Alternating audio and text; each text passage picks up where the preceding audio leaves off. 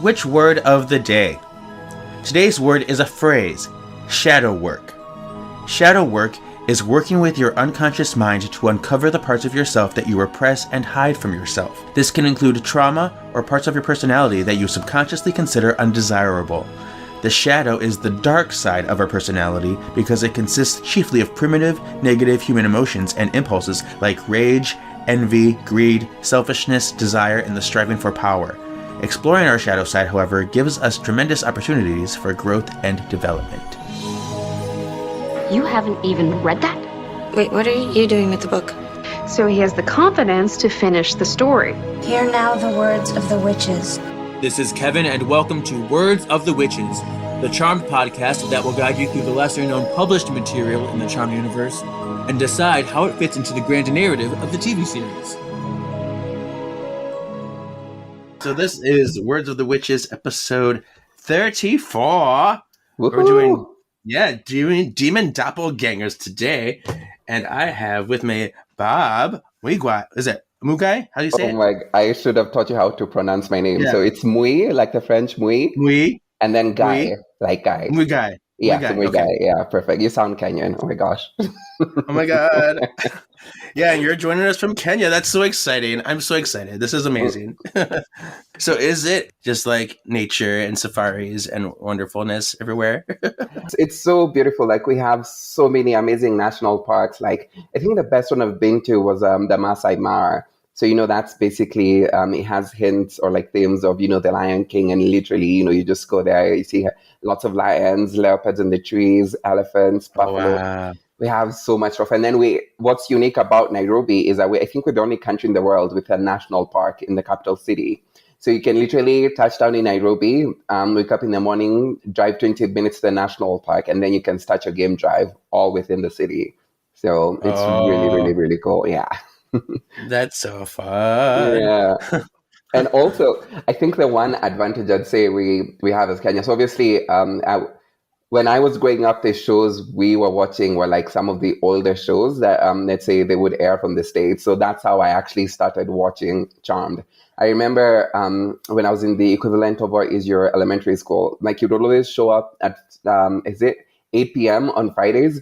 And literally Fridays, like that was my plan. I used to like run home from school, prepare, and then I just sit on the television and just get ready to watch Charmed. Like it was fascinating. Like I really loved those times. Like life was so much simpler then. See? And I love that. Charmed reaches all over the world. Yeah, like it's the power of Charmed. The power, yes. Did you know there were books? I knew there were books before this, but I found out that there were books when I was in high school. So I remember someone had a book and I was just like, oh my gosh, I have to read that. And I literally finished the book in a day. I mean, I have ADHD and like I really can't study, but if I really love something, I can literally finish it in a day. And so like I read it cover to cover, and like every book I could get my hands on, like I've just been reading, and it's just reliving childhood memories. Well, there's one thing I'm wondering, like, did they make books out of like actual episodes? I mean, some of them I can remember, but I'm just like trying to remember the correlation between the books. Only two. Yeah. Only two. It was the first episode and then the Charmed Again episode, because those are kind of like the big ones. Yeah, the iconic ones. For story-wise. Yeah. I know in other countries, I think in Germany, there are other ones that were written from episodes, but here we only got the 43, the original ones, so... Yeah, same here. And also like, I've been seeing them in bookshops, and this one was like literally $1. It was like on sale. Wow. So, that is so much. There it is. There it is. Yeah. Cool. I should probably tell people that if they notice that my voice is a little weird. I've been sick all week, and my voice is recovering. So I've been drinking tea. Just so you know. This is how he actually talks, but now he's actually... I know it's much sexier than my actual voice. I know. Demon Doppelgangers, and it has season 6 promo pictures, and it's got in the background, it's like an ancient Greek archway and things like that, a Colosseum type of thing, which is very minorly to the plot of the book. Yeah. It makes me think like they're going to go back to ancient Greece, but this does not happen. But if you think about it, I mean, not to spoil for anyone who's continuing, who's gonna, who's listening to the podcast, but in a way, like it seems that they're battling a very ancient demon, right? So I'm guessing the demon must have been like built this, or like was a janitor or something. I don't know. The tagline says, "Double, double, the demon's the trouble." I don't really like that tagline. It's kind of a lazy tagline. Yeah, but it's very alliteration, which is, I don't know, it sort of like gives you an insight as to, what the spells will sound like, later in the book. Oh, we'll get the spells for sure. The spells. And the back of the book says, "Ancient powers give evil rise and open up demon eyes. Find the answer, quell the curse, or things will surely get much worse." And they did. They did get worse. They got crazy. Yeah. We will see. So Paige has a new job, and it's perfect for her. She's working at a museum, conducting tours through a traveling Grecian display. It's temporary, but it's better than nothing, and it means she gets to see Chase, a really hot guy who started working at the museum at about the same time she did. One day, though, a big stone ovoid, what a fun word, ovoid, meant to represent a dragon's egg turns up, and it gives her the creeps. When Paige asks Phoebe and Piper to come check it out, they agree there's definitely something evil about that weird old egg. Later, after a long day of tours, Paige and Chase relax near the artifact. Okay. Yeah, I mean, that's a perfect place to relax. Relax near the artifact. They were like working. Yeah. Sure. Yeah, there are like moving heavy things around. So, okay, sure. But anyway, without warning, Chase, who knows only a few Greek words, begins speaking in the language. His monologue opens the egg, releasing a demon that promptly assumes Chase's form.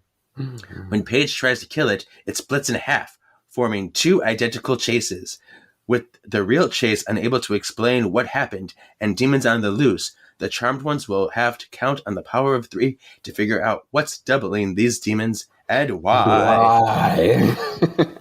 When we get into the book, I mean, I remember something just slightly different from what is mentioned on the cover about a demon assuming Chase's form, because, I mean, again, not preempting what we're about to talk about, but it seemed like the demon possessed Chase, and then when Paige attempted to deal with the demon, and then that's when he split into half, and then, that's where the problem starts. Yeah. Was written by Greg Elliott, who actually worked on the show. He wrote The Wedding from Hell and Feats of Clay from season 1. And then he wrote Patty's Awakening story in the War and Witches anthology book. So, yeah, this is his last writing of Charmed. And then this was published November 22nd, 2005. Wow. Reprinted January 3rd, 2006. And it's supposed to take place between The Courtship of Wyatt's Father, Season 6, Episode 16, and Season 6, Episode 18, Spin City. Because Phoebe has her power of premonition. If it was anything later than that, if it was after Crimes and Witch Demeanors, Phoebe would not have any powers at all. Yeah. So it's like right before Phoebe lost her powers. Yeah. Oh, yeah, I remember that time when she was actually... Oh, my gosh, yeah, I totally forgotten about that time when Phoebe was human, like the rest of us. Well, she was still a witch. She had her spellcasting powers. Yeah. And she could still do the power of 3 stuff. She just didn't have any of her active powers. Yeah. But yeah, craziness. Before we get into it, I just love how all the men on this show had typical white people names. Chase, and then Jake, Daryl, what was his name? Inspector Daryl. Yeah, Daryl. There's a Josh. And then Andy. There's a Josh. Andy. There was Sean. Yeah. Nate. Typical white people names. White male names. Justin. All those names. Yeah. Yeah. So, chapter 1. Paige takes Wyatt to the park, and she's like, I'm going to orb over here into the woods, and no one sees me orb because I'm lazy, and we're going to take a stroller. Oh my god, I wish I could orb. As she's walking, like going over the ocean, she's like, "Look at the beautiful nature, Wyatt! Isn't it wonderful?" And she's like, "Oh, look, here's a tour bus full of people that are gonna be. Cause it's summertime. They're gonna think it's gonna be nice and warm, but it's actually cold out, and they're gonna be dressed like it's hot out. We're gonna laugh at them." And so, Oh my god. so, but then she sees the man get off the tour bus who's like just wearing like, jeans and stuff. He's dressed reasonably appropriately. She's like, wow, maybe I was wrong about one. And then she watches him and he goes by the ocean and takes his shirt off. Oh, because that's what people my do. testicles are showing. Yeah, I mean, that's what people do when they show up at a random city. Just get off the bus and take off their shirt. Yeah. And she's just watching him. She's like, oh, he's not bad to look at. Oh. And then Wyatt makes a noise and it startles him. He's like, whoa, I didn't see you people there. Whoa. Yeah. And he explains, he's like, I've never seen the ocean before. I'm from Kansas. We don't have oceans. And so I'm just like, I'm in awe of its power and its beauty. And Paige is like, oh, that's so sexy. They're near a museum, like the art museum. So Paige notes that the museum is soon going to be having an exhibit on Greek antiquities. And she's like, that's cool. I'm going to put that in my back pocket. Yeah. Back at the Manor, Paige tells Piper she's going to try to get a job at the exhibit. I just remember Paige had like the weirdest temp jobs. And like was her way of meeting innocence. Yeah. Yeah. And I wondered, she's such a multi-talented queen. We love Paige. Yes. Yeah. And I think at this point she stopped temping. This is later, season 6, but yeah, earlier in the season she would have been temping. So now she's like, well, I have one last temp job to that. Piper goes to P3 and tells Phoebe over the phone that a repeating accounting discrepancy keeps appearing. I don't know the purpose of this being in the book is, but sure. It's just to show you that women can be successful, independent business women. You can be a boss-ass witch. I've got a job to do. Yeah, a boss-ass witch doing inventory, but still vanquishing demons by night. Exactly. So she's like, there's an accounting discrepancy on our bills, and it keeps appearing. I wonder if I'm going to have to fire somebody on staff, like our tequila, our most expensive tequila. It seems we keep like always missing one or like selling one and never get the money. What's happening? Paige goes on her interview for the exhibit. She's immediately hired. They're like, we love you. You're like our expert at Greek mythology all of a sudden, even though you never were in the show. But sure. But then she sees the man who took her shirt off before. She's like, oh my God, what is he still doing here? He's a tourist. He should have been gone by now. Yeah. But then she's like, well, I'm just going to run away. Yeah. And that's chapter 1 for you. Yeah. It's like chapter 1 just does an amazing job of introducing you to yet another man that the Charmed Ones have fallen for. And hopefully, we'll try to rekindle a relationship. But the one thing that Charmed has taught me is that unless you're a white lighter or a demon, you can just literally forget anything about having a normal relationship with any person. So, chapter 2. So, obviously Paige comes back from her exciting day, doing another temp job. And then she tells Phoebe about the man that she met. And, I don't know how Phoebe was surprised, but because his name was Chase, I mean, I don't know what else she was expecting. He wasn't a Dequan. Well, they didn't tell us his name yet. She didn't. This wasn't, they kept saying the man or like young and handsome or something. She kept calling him. Oh my gosh, like, yeah. How long do we have to until we know his name? Yeah. No, yeah, it's true. Sorry for spoiling it. Pretend like no one heard that. Well, the book spoiled already, so we're good. Yeah. I mean, we literally read the summary before we started, and actually, the one thing I want to make sure I'm on is just the end of this chapter 2, so I can literally read to you how they introduce each other. So Paige goes back to the manor and tells Phoebe about the man with no name who Paige had met. And, you can clearly tell that Paige was really, really excited about seeing this man. And Grace, who I guess is, Grace was the lady at the museum who, right, the one who was hiring all of the people. So now it seems like later, like it shifts back to the museum. And then, Grace started giving all of the new hirees their tour guide orientation. But can you guess who arrives and sits next to Paige? Gasp! I don't know his name. I don't know who this man is. I don't know his name, but yeah. a shirtless man. Yeah, I think he was wearing his shirt in the museum. I don't think you can get him shirtless. Yeah, right. Imagine the Museum of Antiquities. Yeah. Anyway, so the man who we saw earlier comes and sits next to Paige. And, I think they go through all of the orientation. And I think I remember reading about... So obviously Paige was... I don't know whether it's because of her witchy background, but she was very good with Greek mythology. I think... Yeah, I feel like also because she was obviously a newer witch, like the sort of pressure to keep up and live up to the expectations of what the other sisters had been doing. So I think she put a lot more effort like into learning about the demons. Maybe almost as much as Phoebe did when they found the Book of Shadows in the attic in the first place. This was a real like revelation because she's never been a Greek expert or anything in the show. Yeah. I feel like if anybody, Prue would have been like that because she studied antiques and stuff. Yeah. But even there's a book before this called Soul of the Bride, and in that Piper was all of a sudden this Greek expert because she's like, I studied Greece so much in the so they always have to have one of the sisters be a Greek expert. Yeah. So the reason why I was mentioning that was because I think when you read the book, you found out that this man who just arrived and took his shirt off and went to the beach actually wasn't that good with Greek mythology. So even Paige starts asking him like, how did you get the job? What about the exams? And then he admitted that he cheated, and that's a serious red flag. If he can cheat on an exam, he can cheat on you. So like Paige, no better. He's like, yeah, I saw this other exam laying on the counter or like in the garbage, and I like just copied it. I'm like, oh my god. Yeah. And then so later, like once, they're done with all of their orientation, later in the day, the man, who we still don't know who that is, tells Paige that the minute he saw the ocean, he knew that he had to stay in town for a while.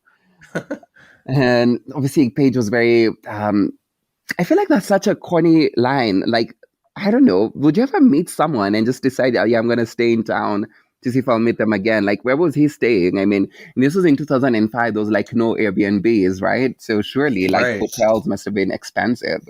Exactly. Yeah. Yeah. He's living in the bathroom of the museum. Yeah.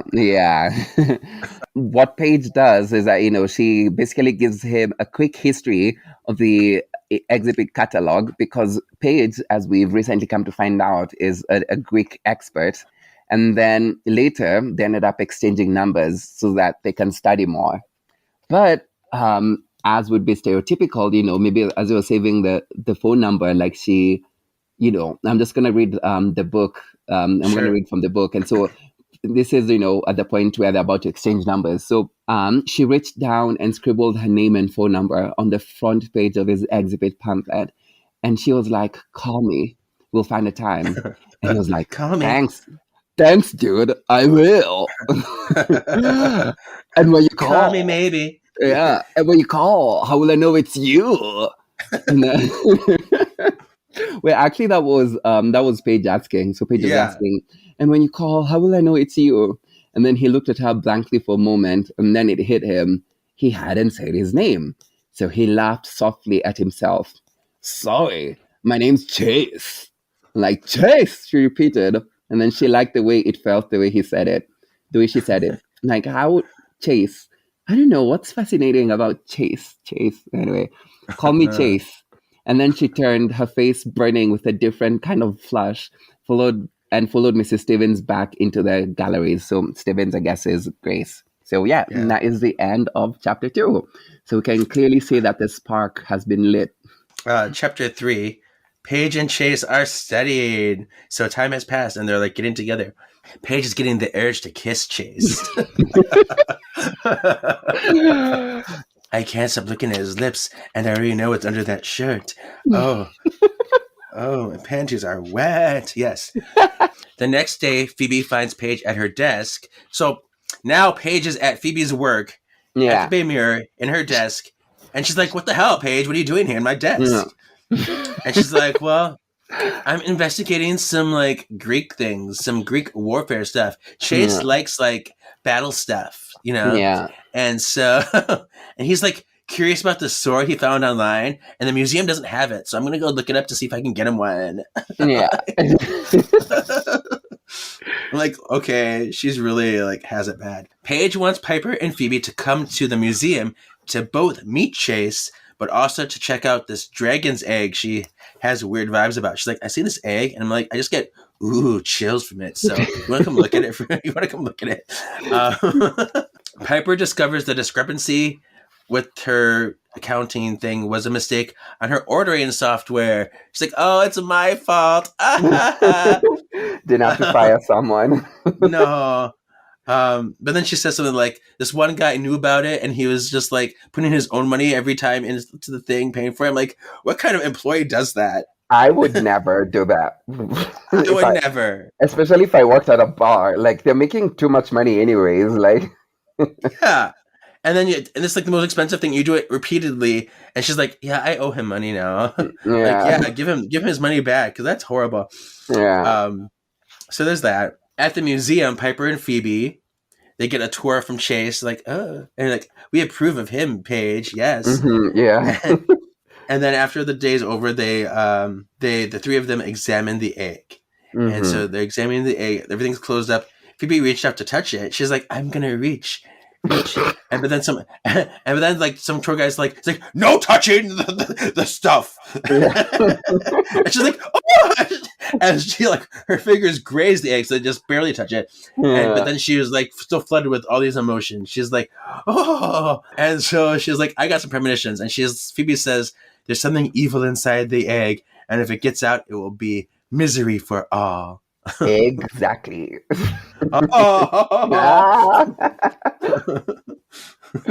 Finally coming out of my shell. Oh my god, you're so good.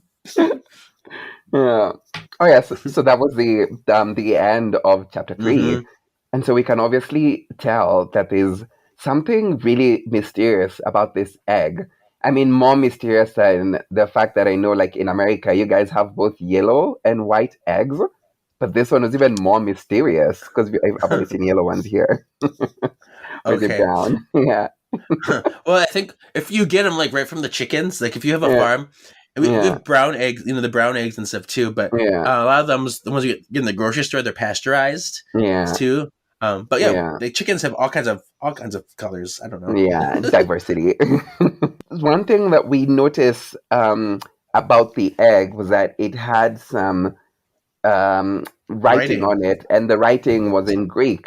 And this is something that, if you've been listening from the beginning, like, it will tie in very well because, you'll see why knowledge of Greek is fundamental, especially when you're hanging out with the Charmed Sisters in a museum and what you should and shouldn't do. So, the sisters wonder if they can translate the writing on the egg. And then obviously, because this was such a hard task, they had to count on Leo. So I always love how Peppa used to call for Leo. Leo, where are you?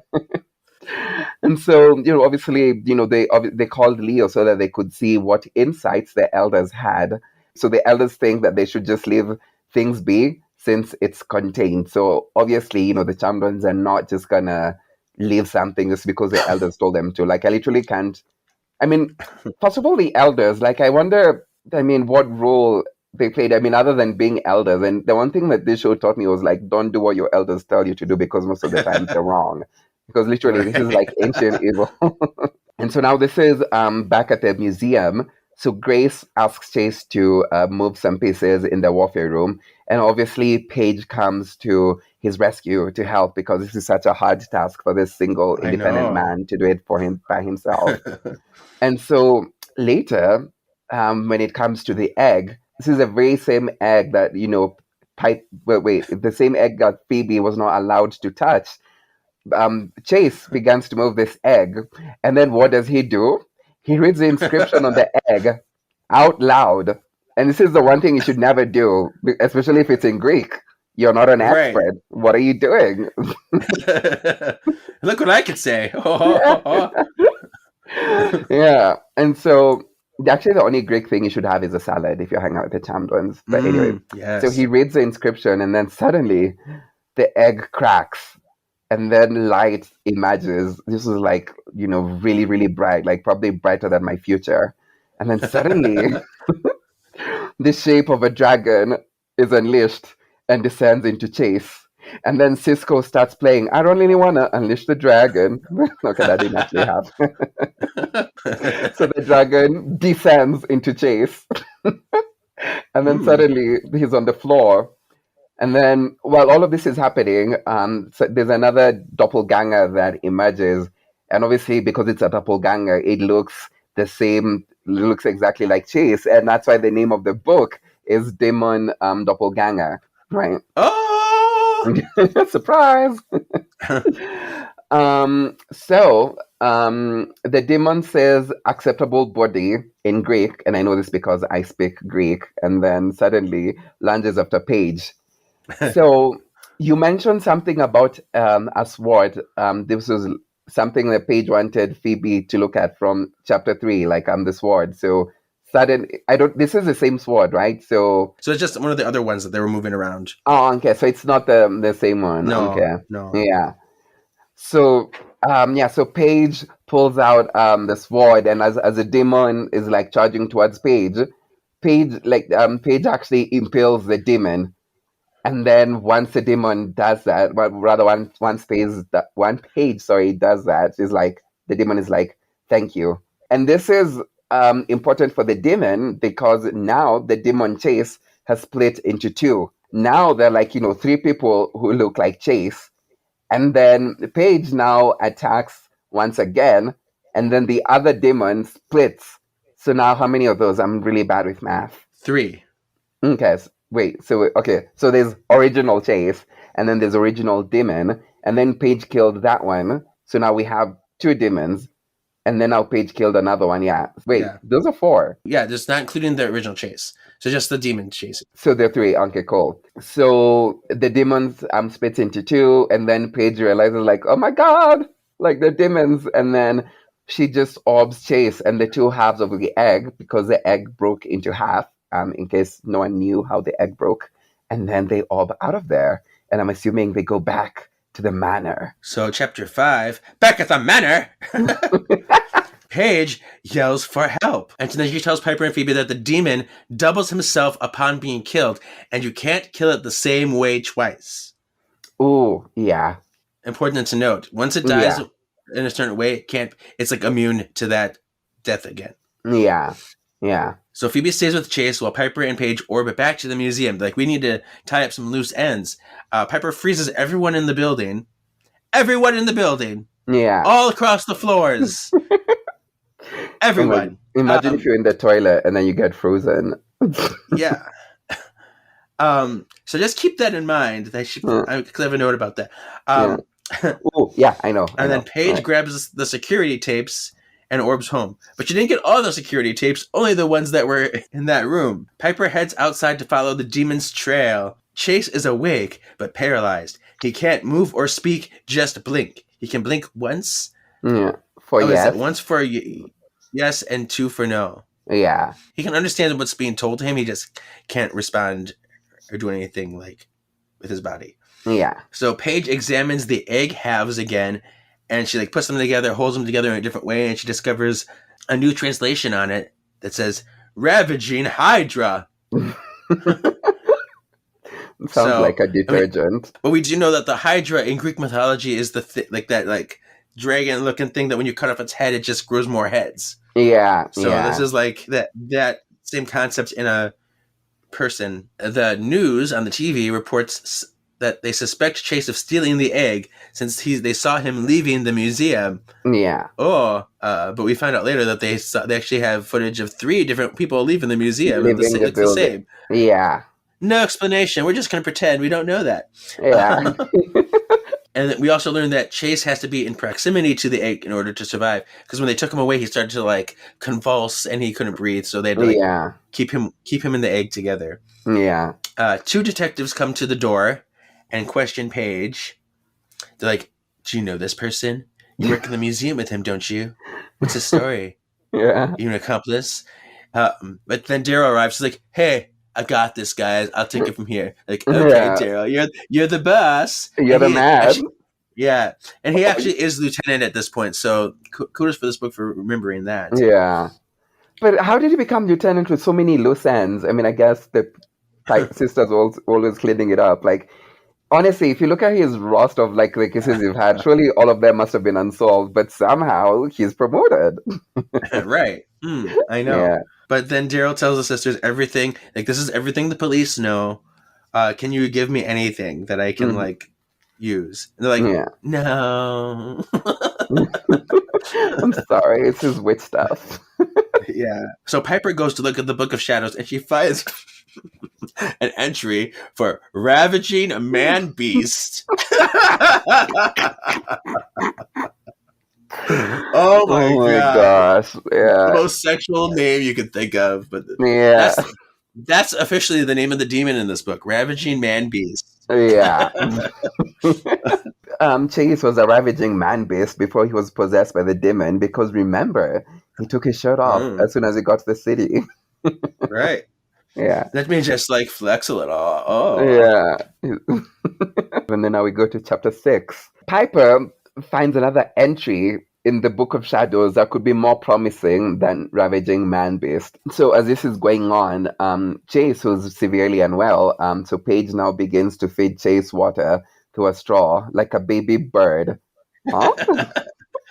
I mean, a baby bird, wouldn't that be like, "Ugh," and then like, the mom puking into the... I probably thinking of my own experiences, because when I was younger, we like rescue like baby birds, and so because we can't regurgitate stuff, we would like mash up cat food and put it in like a little like eyedropper and feed it like in its mouth like that, and so that's how I was picturing it, like how I feed baby birds, but not I guess not how a bird feeds baby birds. Chase, who we obviously know is very thirsty, because he took his shirt off when he got to the city, now needs some water, and like Paige is there feeding him. And so back downstairs in the kitchen, Piper now begins to brew a few potions to help fight the demons off. Later, she has to make a spell, which they do use to sort of subdue the demon. Right. Not sorry for jumping the gun, but obviously stick around, then you guys will find out what happens. But the one thing that she later says in the book is that, she's so happy that she has an herb garden, because you never know when you're just going to need to whip up a few potions to help fight demons off. There you go.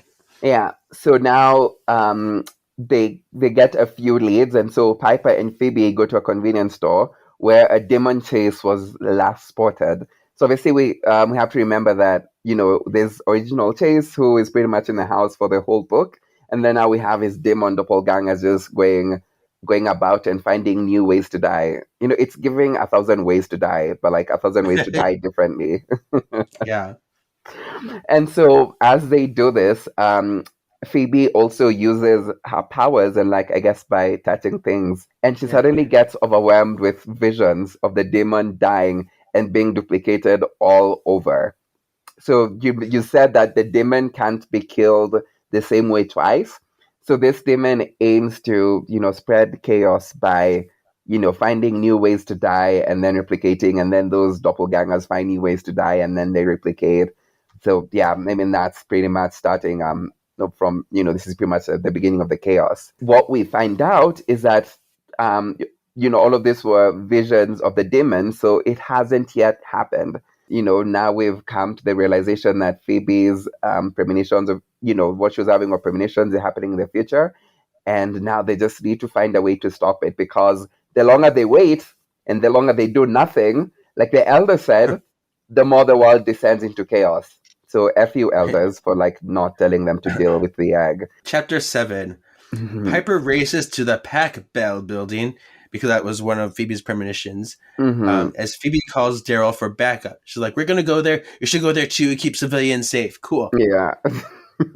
You work for us, Daryl. Exactly. I mean, that's how they always see it. I mean, seriously. Yeah. Paige feeds Chase some broth and felt close to him. and a little aroused. She's like, it was so weird. She's like, would you like some broth? Oh, I'll whip up some nice broth for you. She's like, I was like, I feel good. I just love taking care of somebody. Oh, So this is imagine so if the hot to me. imagine if the broth tastes really bad or like it's too hot and you're chasing, you I can't know. sing it. I know. But Yeah. it's so weird how she's like, this is kind of sensual. Yeah. And she tells Chase, she's like, you know what? I don't care. I love you. Like, wow. All right. Too early. It's Um, only chapter 7, guys. I know. Geez. Daryl evacuated the building. Piper and Phoebe are on the lookout. Yeah. So there's no more people, but they're Hmm. still looking to see where this guy is. Yeah. They see the chase guy, or a chase guy, Yeah. with a mop And a coming for bucket. Daryl and a bucket. He's like, I'm just a janitor. Don't mind little me. Do do do do do do. But then they realize that in his bucket they have a bomb. Oh, Oh my where'd you get God. this bomb from? I guess the demon is about to kick the bucket. Maybe we shall find out. So this rookie cop's like, oh, this guy has got a bomb, and he fires 3 times at the demon. Yeah. One for the bullets that hit the demon do nothing because he was already shot before in the convenience store. But one of them hits the bucket, and it sets off the explosion. Nobody else is killed, but the demon was blown apart to smithereens. I mean, what kind of bomb was it? Surely. So he dies, and then they see it multiply. They see 2 more people, 2 little things pop out. Yeah. Piper deduces that he's building an army. There you go. It's chapter 8, and then Leo wakes Paige because obviously she slept on the job, like she did on many other jobs. That's why she had lots of temp jobs. But yeah. So it's after 10 p.m., and this whole time they wonder what Piper and Phoebe are up to because, Paige was staying at home taking care of the love of her life. So back to what Piper and Phoebe are doing. So obviously, they're investigating, and then they catch the demon with a suicidal woman, and they jump from a ferry tower. This is again another way to die. Piper immediately freezes them both in midair, and then Phoebe goes and reaches out to the woman. So Phoebe only saves one person, which is, I mean, honestly, I'd also do the same. Like, especially now that I know that there's a demon. Like, anyway, Right. I mean, their primary objective is to protect innocence, and this is something that is repeated throughout the show. So Phoebe reached out to grab the woman and then bring her back to footing, and then she pries her hand free of the demon. Oh, they were holding hands. Anyway, yeah. And then just as he unfreezes and then grabs Phoebe, and then Phoebe and the demon fall. This was a scary moment because Phoebe is falling. Piper cannot freeze Phoebe. She's a good witch. Yeah. So, yeah. Yeah, she would have been like, she was screaming. Piper was, I mean, I couldn't imagine the lump in my heart at this moment. Yeah.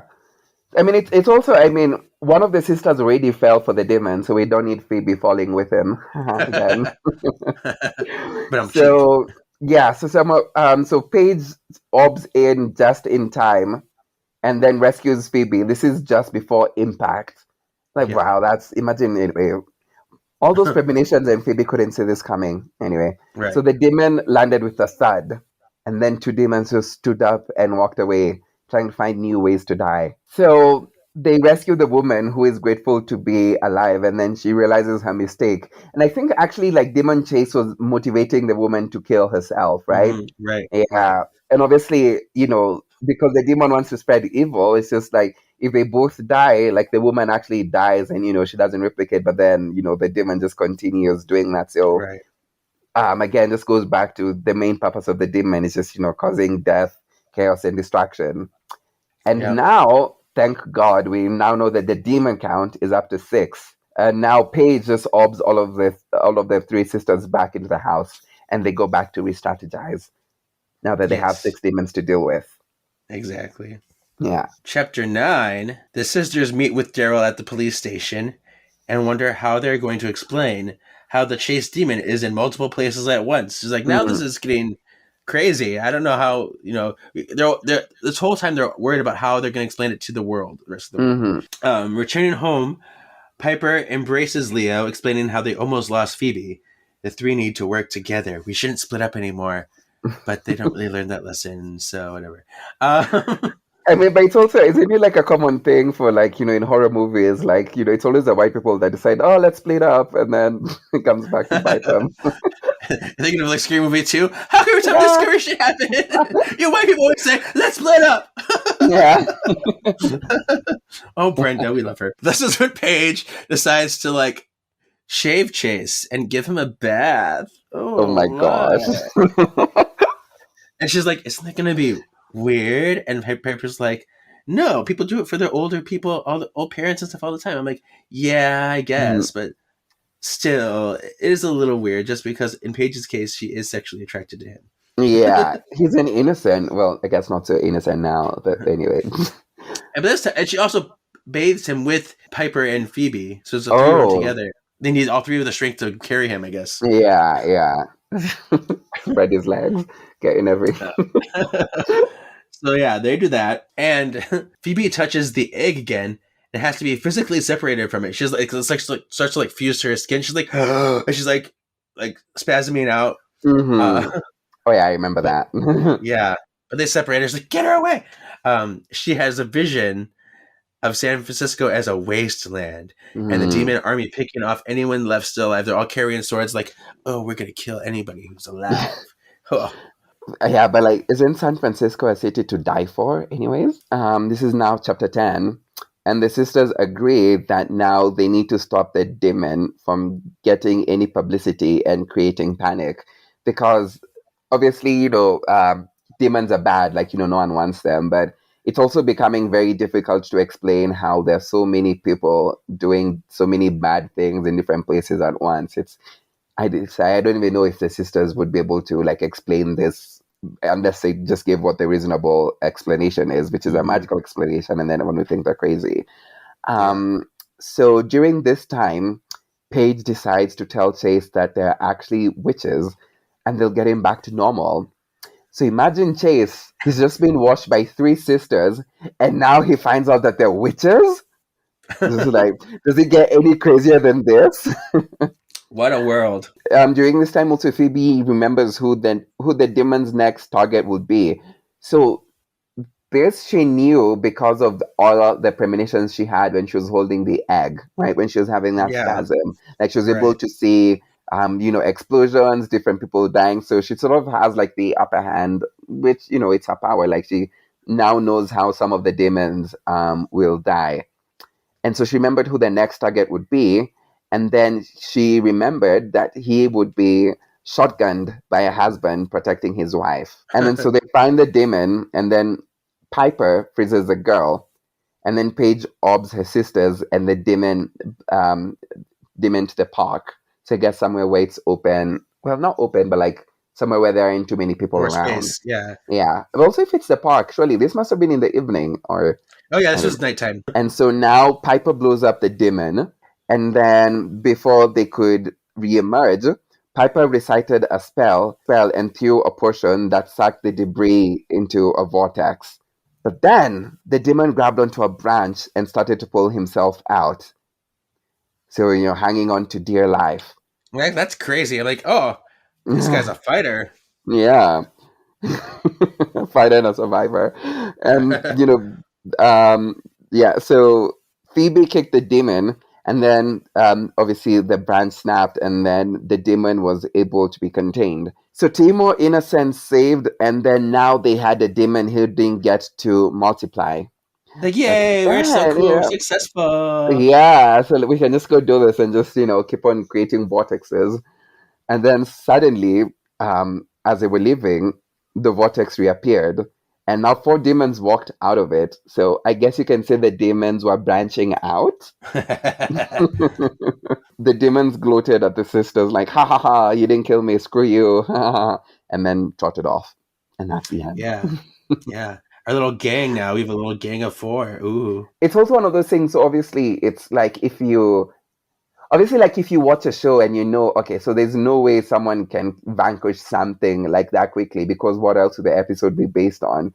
But it's also, you sort of get a glimpse of hope and like, yes, we can finally conquer this. And then the vortex freaking opens up again. And then now they have more demons to deal with. Yeah. So, if it was me at this time, I would maybe try not killing it. But if they don't kill it, in a sense, will die. So the charmed ones are in a very difficult situation.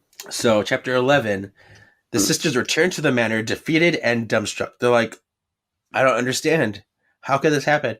Leo surmises that when they banished him to the underworld, he actually got himself killed in the underworld.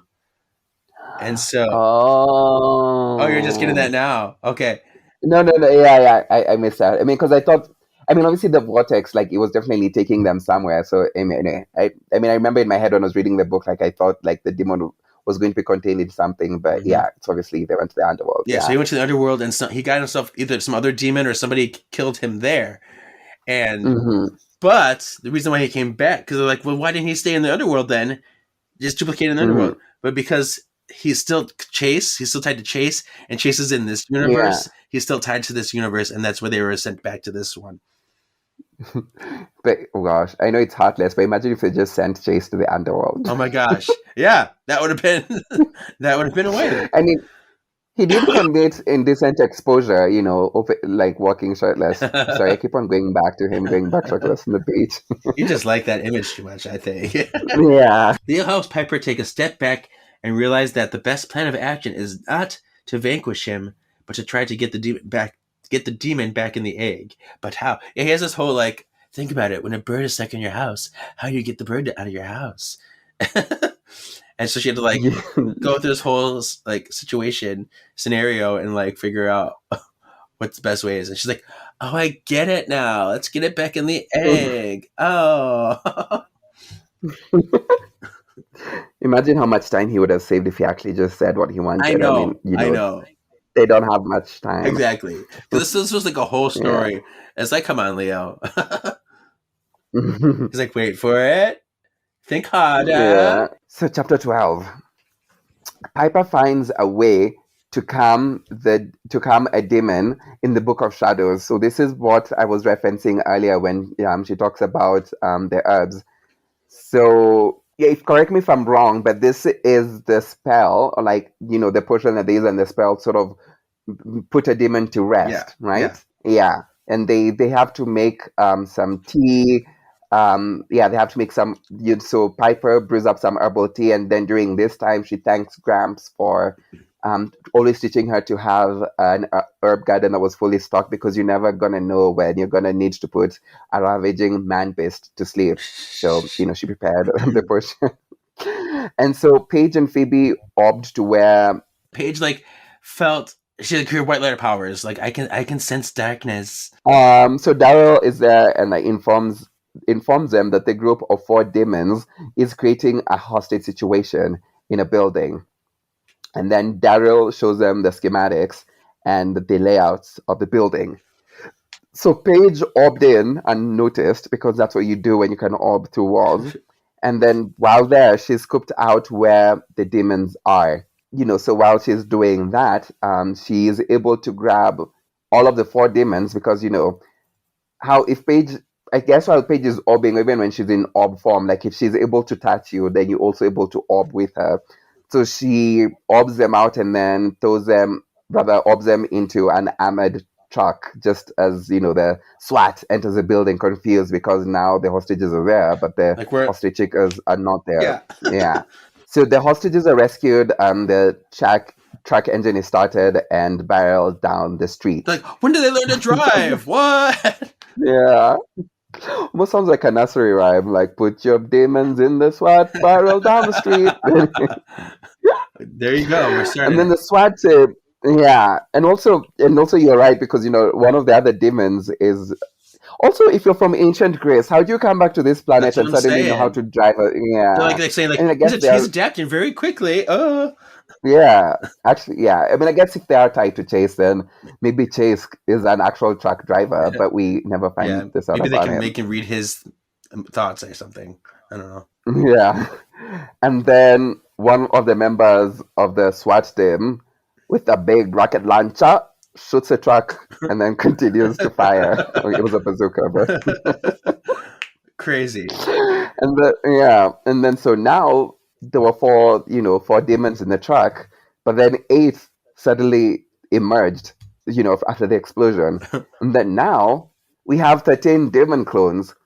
And so, one thing we notice is that, obviously protect and serve, you know, if the witches know how, they know what not to do. The more they kill the demon, the more they replicate. But the SWAT and all of the men basically just think that they can destroy everything by blowing it up and Right. shooting it. And yeah, the demon is like replicating because of that. And so yeah, now we have at least 13 demons.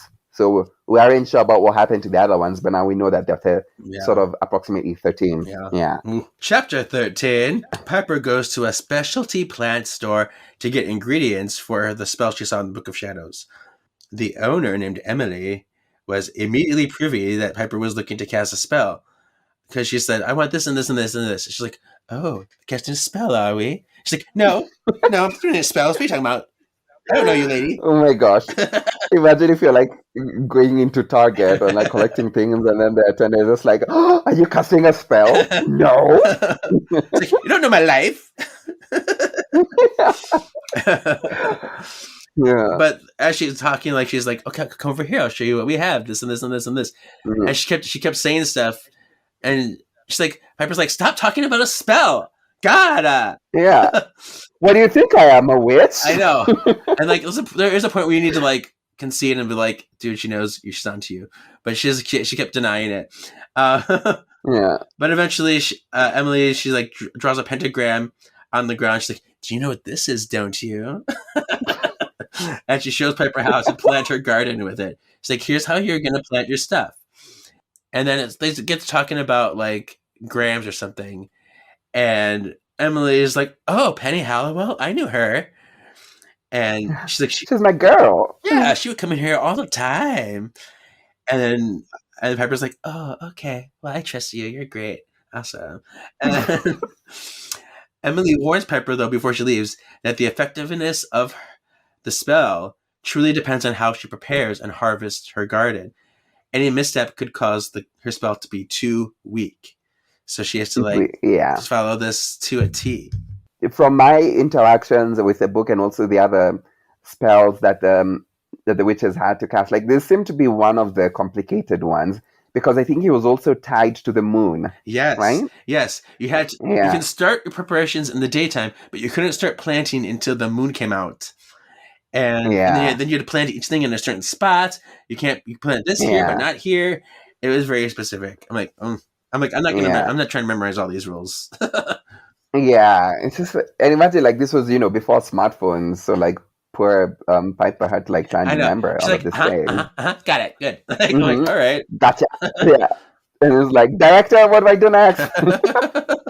Yeah, so chapter 14, like no pressure, Piper. Like if you screw up, like we could all literally die.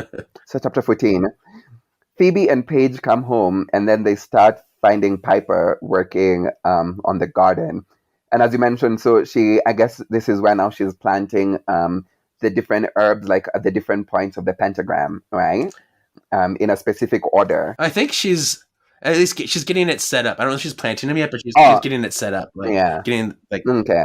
So I think she drew the pentagram and she's like tending the things. Yeah. And then they retrieved some of Graham's old compost, since it was imbued with her power. Honestly, if I didn't know anything about Charmed or like what do you call it, agriculture, it would have sounded like they just took a turd from like Graham's that they were just putting, because why are they keeping this? Yeah, imbued with her power, or like imbued with her power. So Piper and Phoebe teach Piper and Phoebe teach Paige Gramsci's blessing, and they recite it together. And it was so long. Yeah, I'm trying. Should we try and find it? Well, we're going to read it all at the end. All these spells we're going to read at the end. Okay, yeah, we're going to read them at the end. Yeah. So they teach the spelling, and it's very long, and then they recite it together. You could feel the spirit. And then Paige remembers that she has to check on Chase again, and this time she could tell he was getting tired of being in this state. I mean, I guess that's something you can do when you're a white lighter. I mean, if I took someone hostage, I wouldn't be able to tell if they were tired, if they've been sitting on the same spot. And then she kisses him and tells him it will all be over soon. And then Piper goes into Wyatt's room to find him asleep in Leo's arms. Because Piper is a really loving mom. And then Leo gives Riot to Piper, who just wanted to hold him for a while. Aww. And then so cute. And then once the moon rose, Piper began her planting. And then Leo comes back to check on Piper. And then she makes up her own blessings for the plants. Because I'm guessing you had to, enchant or like say a few enchanted words before actually planting each of the herbs. Yeah. I remember. Yeah. So as Piper and Leo head to bed, Leo senses that Phoebe and Paige are in danger. I guess this is what happens. Like, whenever you call Leo, he can sense you calling, right? So he senses that Phoebe and Paige are in danger. Yeah, and that's if any of his charges, he can like hone in on them and see if they're hurting and see where they are. So chapter 15. Okay. So Phoebe is on the ground in the aftermath of an explosion. Mm-hmm. They had a blast. A big blast. Ooh, we had a party over here. Yeah. 3 bitches. So she's on the ground and she's making note of the demon, like new copies. She has a counting. She's like 15, 16, 17. She's counting. So we're getting nearly up to 20 copies right now. Phoebe's like, fine. She finds Paige, and Paige is unconscious and unresponsive. She's like, "Oh my god, Paige!" And Phoebe is like, her leg is like broken or something. She has a limp now. She can't walk, right. As she's looking at Paige, one of the demons stands over Phoebe with a sword. One of his buttons falls off. And she's like, "Ooh, I'll take that button, thank you." But listen up, my buttons, baby. Oh yes. It was just what a weird thing to think about. We're in the middle of when there's a demon like holding a sword over you. Like, can you just grab your button? Yeah. Oh my god. Maybe Phoebe wanted to swallow the demon sword. Wouldn't be the first time that's happened. Hashtag Baltazar. Yes. So the demon is about to like chop off or like stab Phoebe or whatever, but then he hears this, like hears goes, I can't, car. And screw. Exactly. Amigos. Yeah. He turns to find Piper's car coming at him, and she just runs him over. She's like, "Get out of my way!" And he just goes flying like 20 feet away. Yeah. And God, I wonder what that would do for like her premiums. Right. Anyway, get your car insurance. It's not like Leo can like heal a car. Anyway. So he flies. Piper helps Phoebe into the car. She's like, "Come on, let's go."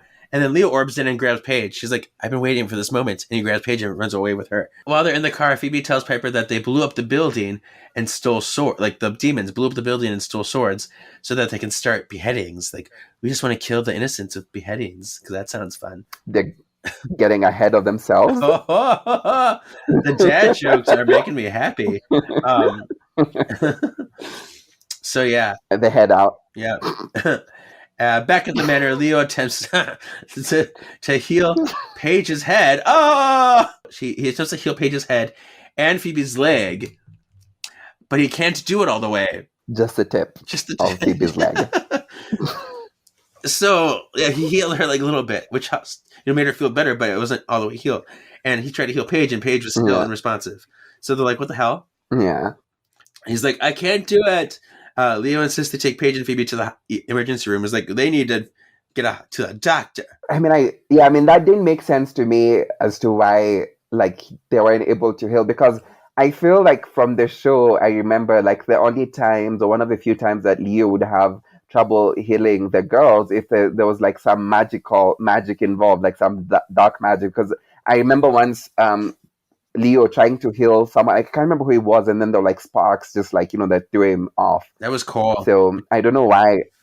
It was cool. Oh, it was with demons, right? He can heal a demon. Yeah. But the thing is, his healing rules are very inconsistent.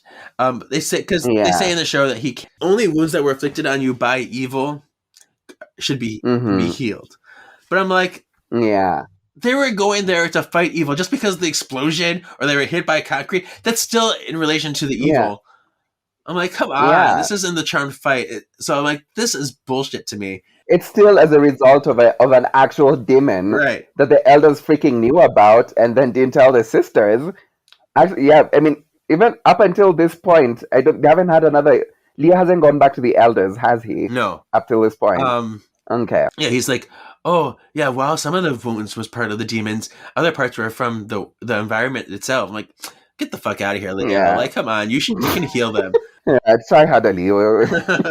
I was mad at that. No, yeah, it didn't make sense why they were going to a hospital when they had a white light on call. Yeah. Yeah.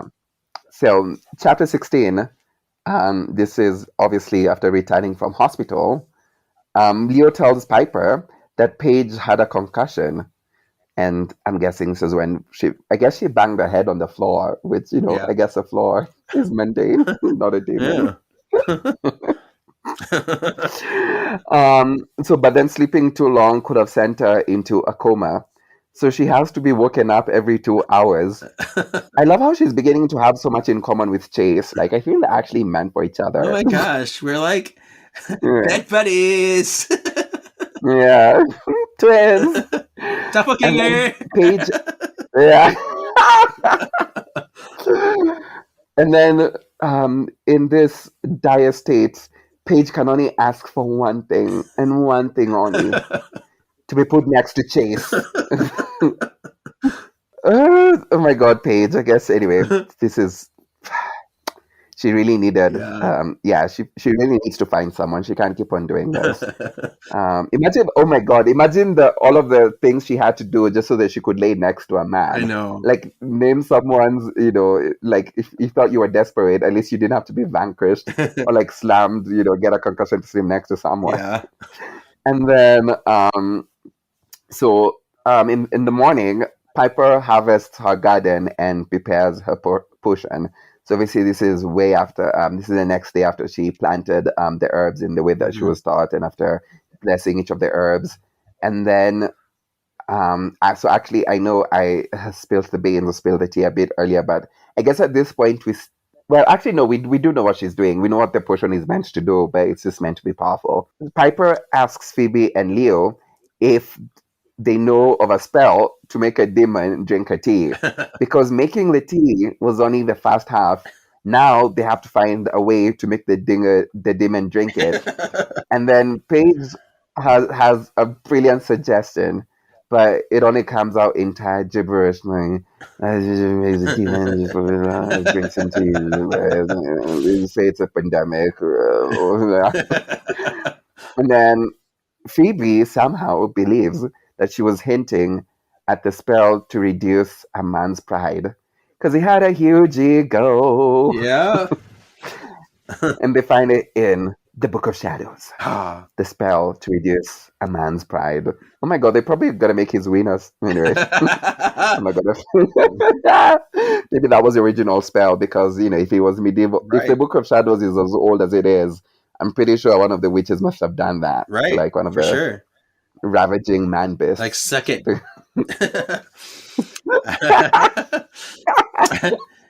Chapter 17. Piper and Leo scry for the original demon with the button Phoebe found. Oh, so that's why she did it. Okay, I'm gonna scry with them. Yeah. And they track down the strongest signal. So, like, the strongest signal must be the original copy. Yeah. Let's go to that one. Piper walks right up to the demon on a bench. Yeah, he's just sitting on a bench, like, doodly-doo, and he has a sword in his bag or whatever, and she's like, Hi, demon. And she's like, how you doing? Yeah, I brought something for you. Peace offering. He's like, what the hell? Yeah. And she's like, he's like, there's no peace. I have a spiel, la la la, no peace. Goodbye.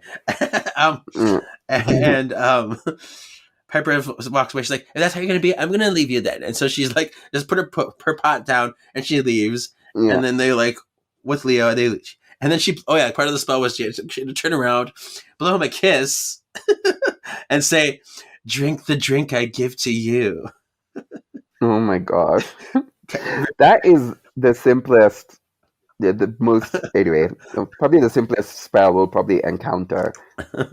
I mean, it's part of the whole process of the garden and the thing too. Yeah. But I'm like, okay. It's very cheesy. It's very like, oh, try that, sugar. Yeah. After a long while, the demon finally sipped the crock of tea and devours it. Yum, yum, yum, yum. Yum, yum. Probably had a sore throat. Yeah, Is it you? Are you the demon? maybe. Where's the original Kevin? Right. Oh, who knows? Yeah. The demon falls asleep, so he gets in there on the bench. Pepper calls Daryl to keep surveillance on him. She's like, because he's right in the middle of the open. She's like, we can't have anybody waking him up and, like, you know, ruining our plans. So she's like, tell all your people to leave him alone and just watch him. Phoebe then feeds Chase some baby food and talks to him. Paige is back to normal. She's like, hey, is that my Chase you're talking to? Hands off, witch. Right. Phoebe brings Paige the Book of Shadows before she exits with Wyatt. And I think they like put a curtain between her and Chase too, because like don't let him see you do witchy things, even though he already knows. Whatever. I mean, yeah. I mean, the witches. She literally told them that they're witches. Right. So I wonder what they could be doing behind closed curtains. Yeah. Anyway. So Phoebe leaves with Wyatt. She goes to set him down. Phoebe meets Piper and Leo downstairs, and they fill each other in on what happened.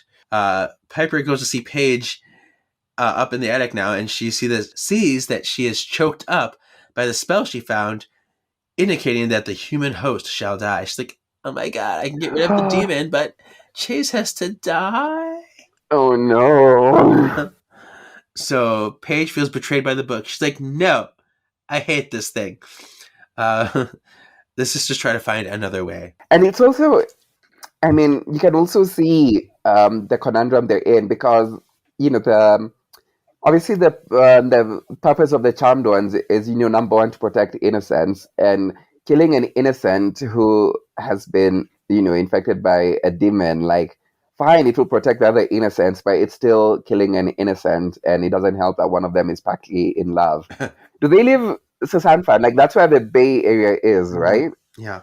So yeah, you know, they're always looking for new bays, but like never finding one that stays. Was that a spell? Who knows?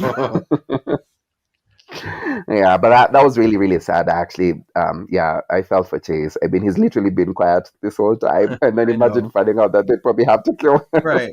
So we're now in chapter 18. And Leo tells his sisters that the elders, Finally. Oh my gosh, the elders, where the hell were they? Find that the reason Chase can't move is because the demon is using all his being to exist. So, you know, it goes back to what you're saying, you know, especially why the demon couldn't be contained in the underworld, because, you know, it's a very symbiotic relationship. Mm-hmm. You know, for them to survive, Chase has to be, it's symbiotic for them, because as much as they're going around killing people, they still are tethered to Chase. And then if Chase died, there would be no host, and the demon would have no option but return to the egg. All the doubles would disappear. And it's not like they didn't find out about this from the Book of Shadows, but like, yeah, the elders just came in and like saved the day with information that's really 5 minutes old. Like, get into it, guys.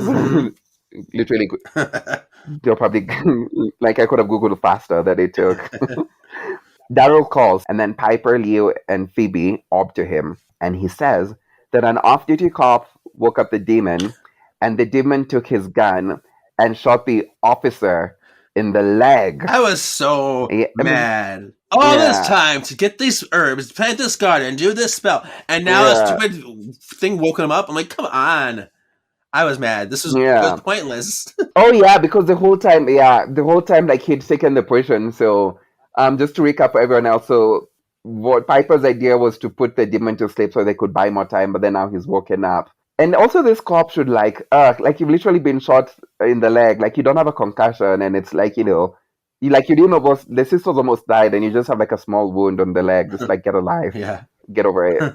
So Daryl also learned that the copies are all headed towards an old warehouse in about an hour, and then back at the manor. So the group goes back, and then the group discusses about the merciful ways of killing Chase, and decides that if it comes to it, Daryl will have to do it. This like, was so... no blood on my hands.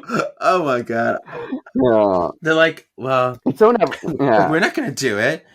God, they're always going to pin it on the black guy. Come on, guys. Yeah. And so Phoebe comes out with the backwards idea to summon the witches dead and alive who might know a way to fight the demon, because Where did this idea it's come only in a from? few times. Yeah.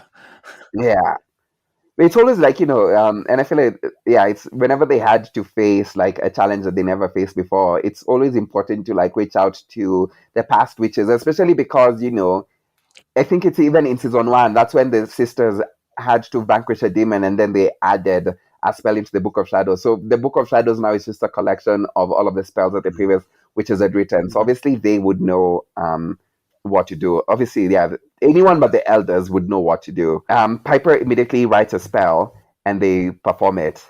And I think I remember this spell. Correct me if I'm wrong, but it's the one where they always say, blood to blood, I summon thee. No, blood to blood, come to me. Is that the one?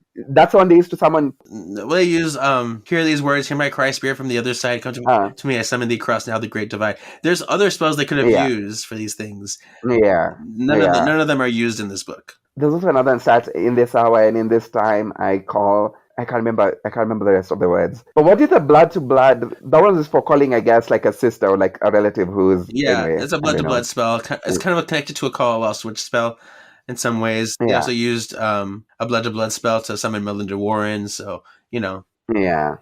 Okay. Yeah. So suddenly the image of Gramps appears, and sadly shakes her head and disappears. So it was so pointless. Disappointment. I know. Yeah. Like we did the spell. Oh, nothing. Bye. But now it's like it seems that they're running out of options, and approaching the inevitable, they get a realization to put Chase in a death-like trance. And so basically it would mimic death without actually being fatal. So I gather, I guess the reasoning is, if these two people are tethered, if Chase is dead, the demon orbs back into the egg. So what happens when Chase is mimicking death? Like, what would happen to the demon? Right. I mean, surely, and I think Piper understands that this is not something to kill the demon, but the one thing they need to do now is to buy time. Mm-hmm. Because, the longer they wait and do nothing, the longer the demons keep on multiplying. And so they find the spell in the book, and then they brew a potion, and they give it to Chase, who, gosh, imagine being thirsty, and then you think you're being given water, and then suddenly you're being given a potion. Although I think they did say, run it by Chase and tell him first, and make sure he's okay with it, get his permission. Yeah. So at least I would like to think that Paige had a conversation with him before they did it. Yeah. We don't see it in the book. Okay. Oh, chapter 19. The sisters orb to the warehouse where this big shindig is supposed to happen, and all the demon copies are inert. They're motionless except for one, the original. But they're surprised. They're like, I thought this would happen to all the demons. Why is that one still moving around? Yeah. The demon lunged at them in aggravation. He's like, yeah. But he grew too weak, holding the sword above his head. He's like, oh, the sword hurts my hands. and but then he like, you know what? No, I'm going to get some more strength. So he musters up some more strength, and he stabs one of the copies that was motionless in the room, and he absorbs that copy. Mm-hmm. And so he starts to absorb more of them, and he's regaining strength the more he absorbs. Yeah. Which is, I guess, a good thing, right? Because the last thing, now obviously we know we can't kill the demon, but like I feel like stopping it from multiplying and having the demon do the dirty work is sort of helping that. Right. Like, so great work. Get him down to one, at least one, more place to focus to. But Piper freezes him as he's trying to get more of these copies. He's like, no, he's getting stronger. They wonder why he didn't become motionless like the rest. The sisters notice, though, that he's still moving, just very slowly. So he's not completely frozen. The demon vaporized the remaining copies, absorbed them, and then came after the sisters. So they're like, they orb out of the building and just kind of watch to see what he does. Yeah. And so they like look at him. He comes out of a window. He like sniffs the air. He's like, sniff, sniff, sniff. Where am I going to go? And they watch the demon head off. He sensed something, and they follow him. They realize he's headed to the manor because he's like going to come after Chase now. So they orb in front of him instead and kind of block his path. They kill him a few times in different ways.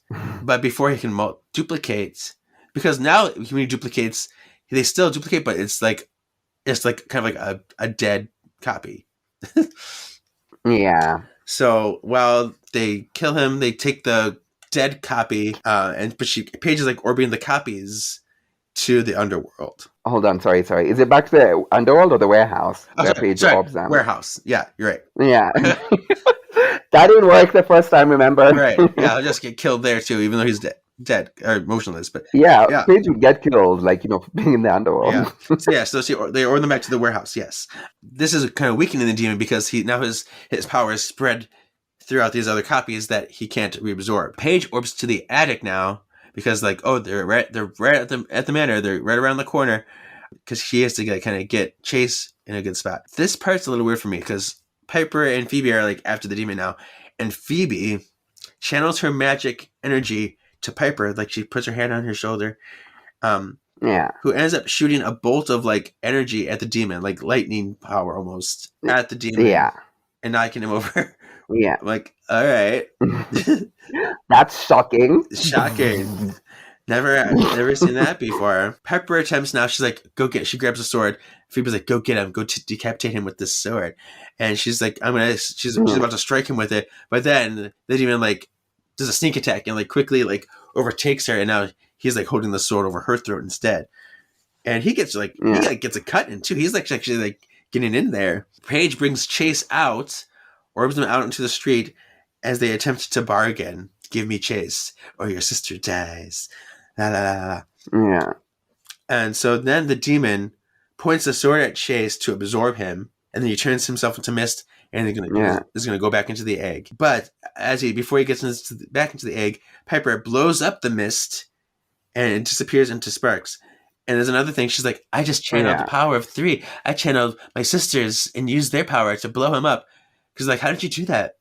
Like, I could have believed if she just used her power on her own, but they had to like combine. I don't know. That was a little weird to me too.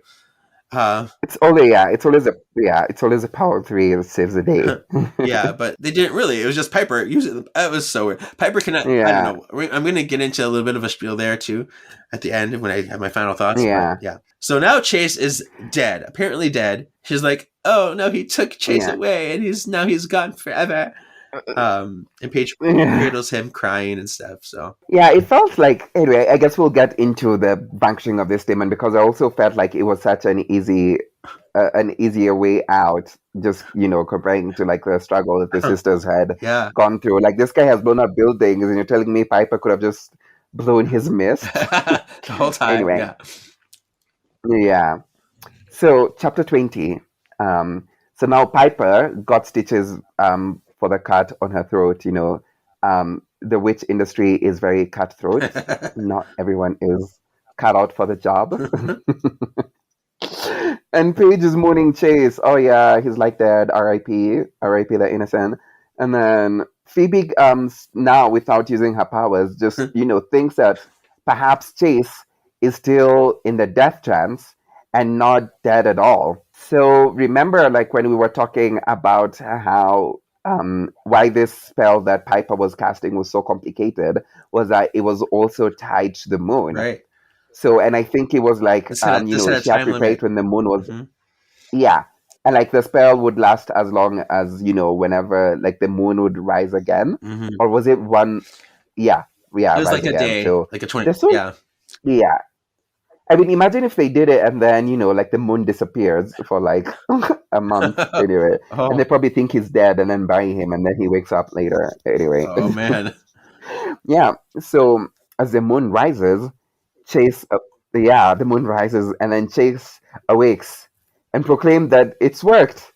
He's back to normal, just with 3 witches who almost killed him, but then didn't kill him. But yeah, so everything is back to normal. I can walk, I can talk, I can be my sexy shirtless self again. And Piper made mini rubber masks of Chase's face. This was like so funny. Like this is the explanation that they give to Daryl, who then gives it to the entire San Francisco and potentially the world, and tells them that, all of these people, they were just like people with rubber masks impersonating Chase, who happened to be the same height, same width. Yeah, but yeah, they all had the same mask, and like it just shows you how similar people are. It was so weird. And then again, I feel like it just goes back to how they vanquished the demon. Like this was, it felt like Shit, I have to end the book. Okay, he's dead now. Yeah, this was all, yeah, they're all impersonating. Yeah, so anyway. So Chase took Paige back to the ocean from when they first met. And then they said their goodbyes. And at this point, I remember in the book, Paige asked him, like, so you know who I am? Do you think there could possibly be a future between us? Right. I'm a witch, you're not. I almost killed you, but I did wash Yeah. you with my sisters. You're like Yes. part of the family And I now. told you I loved you like a bunch of times. I love you so much. Yeah. And you didn't say it back, but I could tell in your eyes that you meant it because you only blinked once, and that's yes. Yeah. Yeah, so that didn't work out. And Chase is grateful to Paige, but he agrees to keep the secret, but he cannot see himself in a relationship with a witch. God, it's really hard being a witch in the Bay Area. Yeah. And the sisters go to get some ice cream. At the end. And the end, the story's over. Chamdoan saved the day once again, but they can't find themselves a relationship. But it's a sacrifice they have to give so that we can all be safe. Yeah. There you go. Final thoughts, overall feelings. I liked how challenging this book was for the sisters. I mean, the only time when I could see the sisters struggle a lot was like, I remember when they had to kill the source and how the source was like stealing their power. So, at that point, it became clear that they can't use their power to kill the source. And I feel that sort of gave me the same impression like with here. Like, it's a one time when the charmed ones are charmed, but then they have their powers. But before all of that, they're witches. So it's actually really funny how their witch powers actually helped them in terms of the spells they casted, how they were able to put the demon into to sleep first, and how they were able to put Chase. So it seemed that they weren't fine at the end, like Piper used her active power to vanquish the demon, but I loved how they relied on the witch part of themselves. Yeah, that's true. I would have wanted a more glorious ending because this sounded like a very powerful demon. And for for Piper to just come out and vanquish this demon just by freezing the mist, like it was a little bit underwhelming for me. Like I expected something bigger. Like I expected all of them to be at the brink of death, and then suddenly, like if they all almost died, and then suddenly Piper blew up the demon, that would have like made sense. But they were all just standing there, and like the demon was just anyway. Yeah, it was very quick, very like One thing I loved again, I loved like this particular portion that Piper made, especially because now how we remembered that he was tied to the moon. So I like that, like that in the end. At least that was sort of a happy ending. Like he didn't have to die, and the sisters didn't have to kill him. So they saved an innocent, and then saved all the innocents they could without killing one. That was nice. I was scared for Chase because I'm like that would have been shitty. Yeah. And generally, I thought this was an intriguing story. I thought because the threat was very intense and it was very high stakes. Like you felt for them because they didn't have a lot of options. So the action was very exciting. I wasn't as emotionally invested in this story as a lot of other books I've read. I don't know what it was, but I still was very intrigued by the story. I was never bored. I said Piper that said that she was channeling both of her sisters' power to vanquish the demon. And that I was mad at that because the point is so that they work together. If she could tap into her sister's power whenever she wants, it kind of defeats the purpose. Yeah. Yeah. Also, because correct me if I'm wrong, but I don't think they were touching each other physically when that. No, they weren't. The first time with Phoebe she was, but this time she's like, I got my sisters with me in spirit, and so it was so unnecessary and. Like, that's not how Power of Three works. Yeah. Because the demon can be killed in the same ways as long as the source of death differs. I thought that was an interesting thing to note, too. Because, like, he was shot by a handgun and he was killed by a shotgun. He had to be exploded a couple of different times in different ways, but maybe... Yeah. So I'm like, okay, so it must be, like, if your source of explosion is different, then it's okay. Yeah, so, like, you can be blown up by a grenade... and then a bomb, and then a bazooka, actually. Yeah. So, yeah. The next thing is, put that in my canonical hat. Canonical. And this is the segment where we take the story and determine what is and what is not true to the narrative of the show. And then if you want this to be an episode. So you have Yeah. anything in here? Something that's not true, like in this book, to the show. I think, like we talked about it, how Paige had could sense that she like sensed some dark vibe. Because to be honest, like in terms of sensing, like I know white lighters could sense whenever they're what do you call the people who the white lighters Charges. take care of? Charges, yeah. So I mean, the only sensing I knew was like I knew it was like when the charges, would call to the white lighters if they were in trouble. Like that's when the white lighters would sense. So it was very interesting to me that Paige was able to sense that there was some dark vibe, because when you were going through that chapter, I mean, in my head, I thought it was Phoebe who had Right. it, which would make sense because she has interact with the demon through the egg, Right. the thing that was housing the demon. So that was, And she's that was the interesting. psychic, psychically linked Yeah. sister in general, Yeah. Could she levitate at this point? Yes, she had all of her powers at this point. Yeah. What didn't seem true? What didn't align with the show for you? Well, at this point in the show, it didn't bother me so much in previous books, but this one, most certainly, Piper should have been pregnant with Chris. There's no denying Chris at this point in the show. Yeah, but I remember, remember when Chris came back into the future, because of him being there, I guess Piper and Leo are just like, well, he's here, so we don't even need to have sex anymore. And but I feel like him coming back into the past sort of changed when that happened, because it's something that he even struggled with to make happen. And literally he was almost disappearing. And then, Leo did the thing in Piper. Leo put his wand deep inside Piper's Book of Shadows and, made Chris. And this is supposed to happen the episode after that happens. Oh, okay. Yeah, or like between this and because between that episode and the one that came out after, there's like a 5-month gap. Yeah, this is happening. It's supposed to happen maybe in that gap or whatever, but she should be pregnant. So yeah, especially I guess if it's 5 months, and so especially now when we know that she actually is pregnant. Yeah, Dan should have. Yeah. God, it's so hard writing a book and putting it tying it with everything they've showed us. Leo should be an elder at this point. That's another one. Mm-hmm. I thought there's some stuff that they did get right, though. They said that the elders creating the gods is referenced, and that's something that they put in Oh My Goddess. Mm-hmm. And then they did refer to Darrow as lieutenant, so I did like that. Oh, one thing that was wrong. Piper cannot freeze an entire building outside of the room she's in. So when she froze the entire museum building, I'm like, no. Yeah. Because especially now, because this is in 2005, if the book was published then, we can automatically assume that, this was happening in the year 2005. And the only time I remember Piper being able to freeze so many people, well, actually, and even then she was still. So remember when they traveled into the future when Phoebe was being executed? Yeah. Whole outside. And Piper's froze whole outside, but still it was it was outside. I mean, I don't know how far. And generally I would have expected, but then she only froze the people outside, not the people who were in the building. Because that lady walked out. They walked out of the building, and she's like, "Witch!" So. Yeah. So that's suspicious. Mm-hmm. And then Paige says going out in tights and fighting crime is not a good look on her, which made me laugh considering the witches in tights episode. Yeah.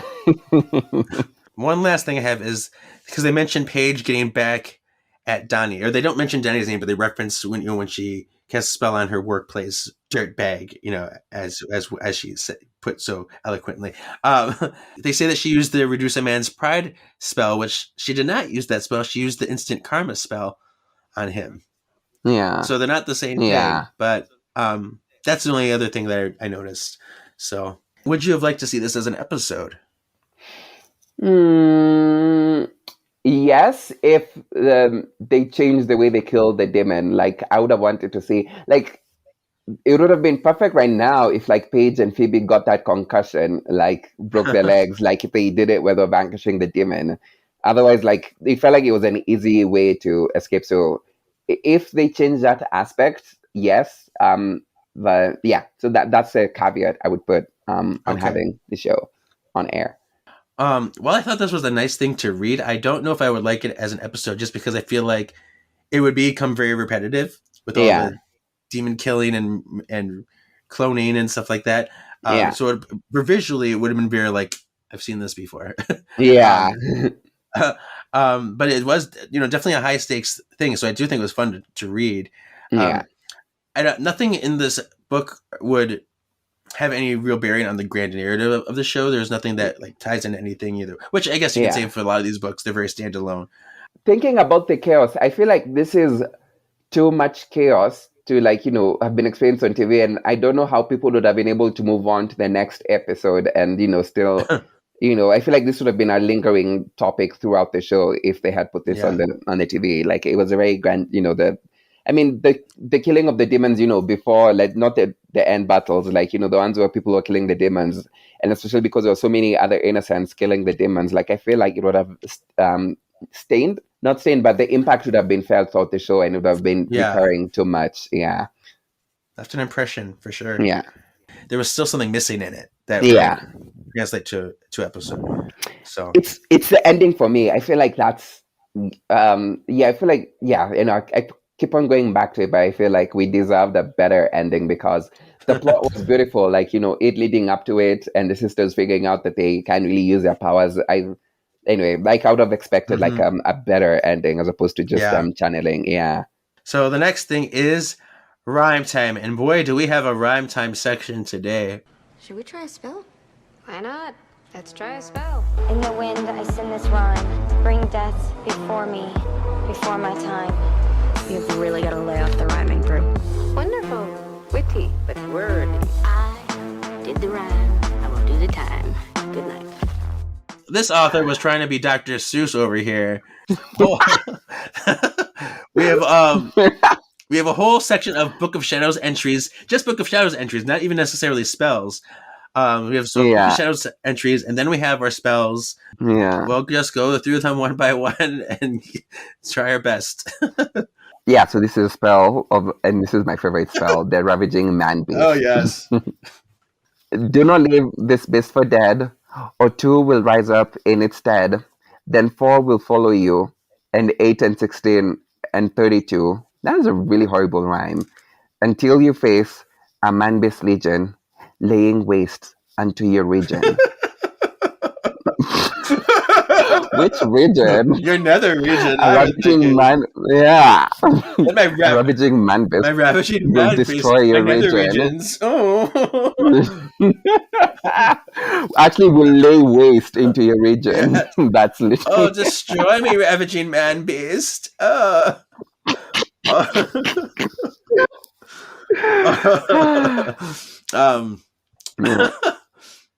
yeah, I'm not too mad about that one. It's fine.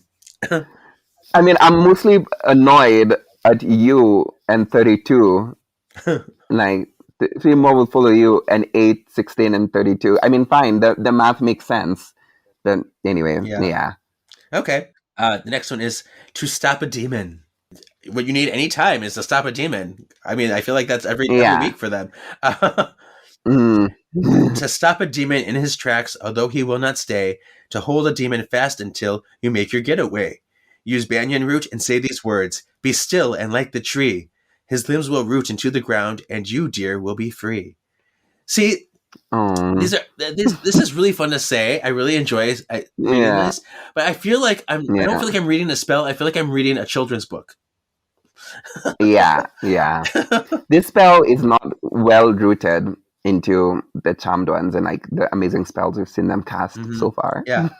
So I enjoy these. I feel like I want to read. It's like a Dr. Seuss book, and I just want to read through like Fox and Socks over here. Yeah, and especially, so and I'm also in my head. I'm trying to read them the same intonation, like using the same intonation that the sisters used in the show, and like I feel if you say it that way, you can sort of see how it ties up. Sort of ties together. Yeah. And so this is the instructions for a death trance potion. This is the one that was used on Chase. This isn't a spell, it's just instructions. Right. Yeah. So I'm not going to read it like a spell. Yeah. So to pattern death in every way, in breath, in heart, in soul, to bring a loved one to the point where even the skin grows cold, then mark ye well the potion, which on these pages lies, From sun to sun or moon to moon, the one who drinks it dies. So one interesting thing we learn is that the spell can either be tied to the moon or it can also be tied to the sun. Mm-hmm. So I guess if the moon was gonna be, show up later, then they would have just tied the being to the sun. Yeah. Next we have the calming potion for the demon, the one that made him fall asleep. But this is the start of her. The one where she had to blow a kiss after, right? Yes, the blow a kiss, Yeah, and she had to plant a garden and all that stuff. So this is that spell for that, or the instructions for that. So it's not a spell yet. It's so weird. Yeah. So calming potion for a demon. Plant a garden filled with these: mugwort, moonwort, madwort 3. Boil 70 of young, fresh leaves, then brew a potion sure to please the heart of any demon man. Of this potion let him sup, until he's drained his wassail cup. Then let him sleep, perchance to dream of kinder times than now they seem. If this can't lull him, nothing can. So the rhyme on this one is weird. It's a AABBC rhyme scheme. Yeah. I don't really love it. Yeah. The language is odd to me. It's hard. It's not fun to say. That one bothers me. Yeah. Because I'm seeing these rhymes with please. Yeah. Sup and cup. Yeah. Dream seem. Then we have man and can. Yeah. A whole stanza away. Man and can rhyme. So. Yeah. Yeah. This is like the type of spell that if you used any of the words in it while playing Scrabble, you get into like a serious fight because none of the words sound right. Right. Let him sup. Like, let him sup. What's up? Like, what's up with that? Yeah. So now it's the potion to reduce a man's pride. When the plume of pride consumes a man, but he'll not take your offer, blow him kisses, soft and sweet, before you make your proffer. Then whisper these words on the air that blows in his direction. Drink the drink I give to you. He'll bow to your suggestion. I mean, it's a fun rhyme. Yeah. But the one thing I feel, so I remember watching Charmed as an adult and realizing just how much sex appeal the show had. And it was obvious that the show was, relying on some aspect of sex appeal in whatever they were doing. And I feel like this spell was leaning into that. First of all, the guy is shirtless, in the beginning. And then now to cast a spell, Piper has to blow a kiss. Sorry, I thought Piper had to blow the demon. Piper had to blow a kiss to the demon. Yeah. This is the last of the Book of Shadows entries instructions. After this, we'll get into the spells. Yeah. But this one is the solution to end the demon's control. When demon leech or takes a man to use his body ill, and nothing in your conjuring will break him to your will. When countless others stand to fall, lest demon be reined in, then you must count the greater good, longside the greater sin. For one way sure to mark thee, that the demon still shall lie, is to look unto the demon's source. The human host must die. It's like a nursery rhyme. Yeah, no, it is. Yeah. Anyway, it's a very fun thing to read, like as you said before, and just thinking about it more. It's very, very fun to read.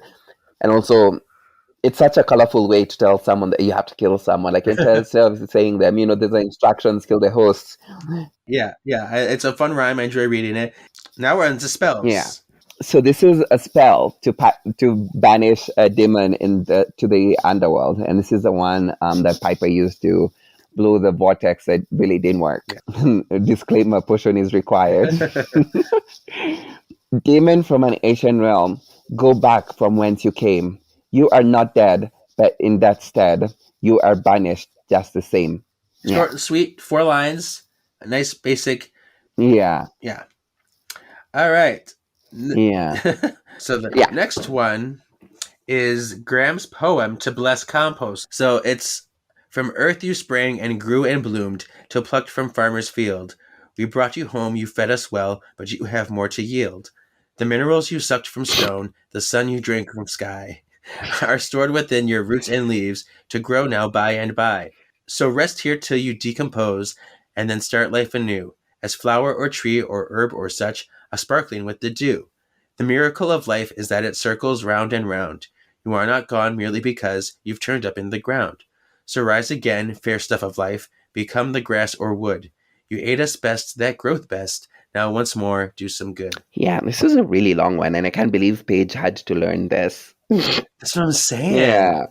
There's no way she could have learned it in the time they gave her. Yeah. Absolutely no way. What did you think? What would you think of it? I mean, it's definitely a nice, kind of in that nursery rhyme kind of feel again. Yeah.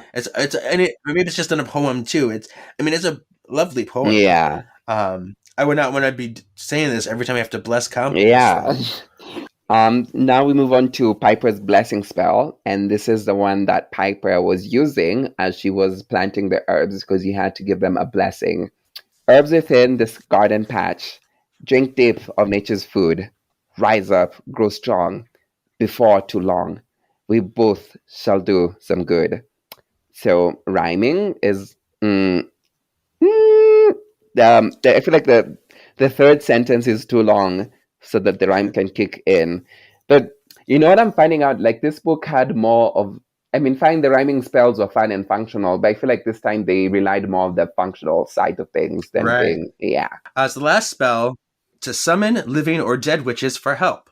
The one that Gramps appeared and said, no. And that was it. Yeah. It says, kindred spirits, everyone, listen to our call. Be ye here or be ye gone, we need you one and all.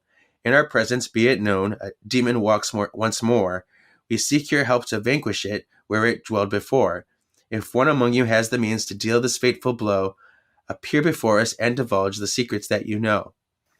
I mean, it's a lovely little spell. Yeah. And this one, I feel like they've used it before, like plenty of times. Like, so this is probably one of the original spells that they were probably casting. Except we never see it in the show. This is a spell we never see in the show. But it could have been in the show. Yeah. I mean, they do spells like it all the time. There are spells that exist that are pretty much do the same thing. Yeah. But this is the Charmed I remember. I feel like this spell is like true to the style that the Charmed ones used while casting spells. Yeah. Yeah. For good measure, I should probably just read the inscription that was on the egg too. All right. Eklutos prolego anwaxis oiscuption egnostos exothen alexo akrestos artitokos ethnos. Greek words, hooray. Next thing I have is best baddie rankings. You get frozen in fear. Best baddie. So I'm just going to take where this person goes, the Ravaging Man Beast, where he goes in my ranking of baddies that I have of this set of books. I'm actually going to make him number one. Yeah. That's because, I mean, he was a real threat. He had a really clever scheme. He was pretty powerful. Yeah. So he's my number one baddie at the moment. So no. I feel it's befitting of him, and also particularly because this was an ancient demon, so Lord knows maybe he existed like at this probably around the same time the elders did.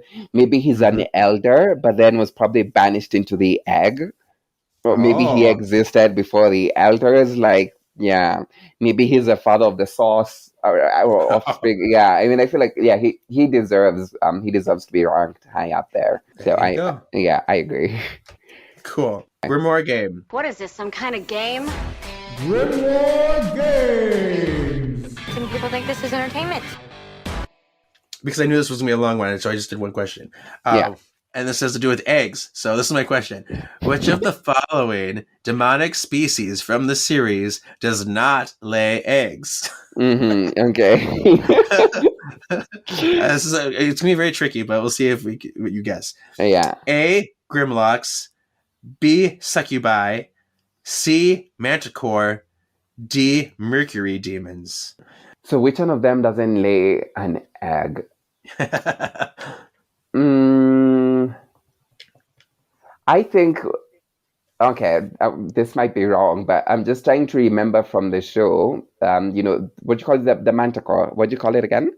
Yeah, Manticore. Mm-hmm. Yeah, so the reason being is because if I recall from the show, like even that particular baby, like the mother had been killed. And I don't know that she was pregnant before that. I'm going to say it's the Manticore. It might be wrong, but it's only because I can't, yeah. You're actually correct. Really? The Manticore, they mate with humans. Yeah, because I don't. to- Yeah, because it has a human form. It's just a tongue. Uh-huh. Yeah. And because like the females are usually like the crazy like reptilian thing, but Yeah. then the baby was like a human. Because Yeah. they mate with the men.